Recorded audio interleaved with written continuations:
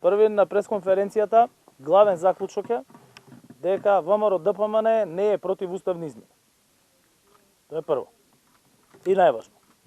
Бидејќи во текот на целиот изминат период тие обвинуваа дека со уставните измени и внесувањето на други делови од народи во нашата преамбула од уставот, државата ќе била буганизирана, асимилирана, ќе сме го изгубиле јазикот, идентитетот, културата. Ние кажувавме и кажуваме, и фактите говорат дека тоа не е точно, меѓутоа сега и ВМРО ДПМН потврди на таа пресконференција дека нема ништо против уставните измени. И таму се разговараше дека ВМРО ДПМН сака да влезе и да биде дел од владата, што ние го прифативме. СДСМ е подготвено да отстапи 50% од своите места, министерски места во владата. ВМРО ДПМН имаше уште еден услов, а тоа е Демократската унија за интеграција да не учествува во таа влада. Јас тоа го оценив како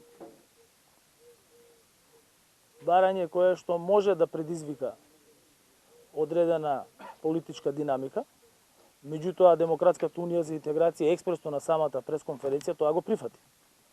За тоа дека може да предизвика одредена политичка динамика во општеството, потврдата да дојде подоцна, кога и Алијанса за албанците и БЕСА кажаа дека тие нема да учествуваат во една таква влада, исто како што и ДУИ нели беше побарано од нив да не учествуваат. Но тоа беше желба на ВМРО ДПМН, изразена преку нивниот претседател на партијата.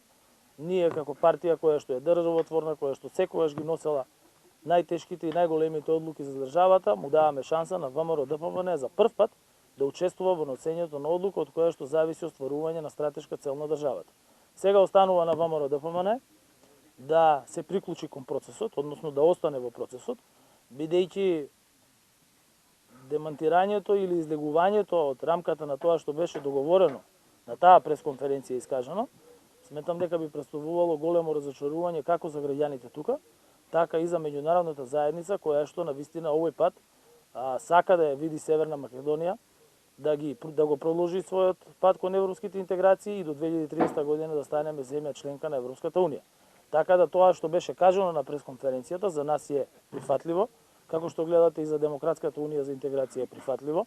Другите политички партии во нашата коалиција и Либерално-демократската партија и НСДП и ДОМ излегува веднаш со соопштенија дека да и за нив е тоа прифатливо, така да сметам дека сега треба да се оди кон имплементација на тоа што беше договорено и кажано, јавно соопштено, а не кон толкување што некој сакал да каже, бидејќи тоа што беше кажано, всушност тоа беше и разговарано.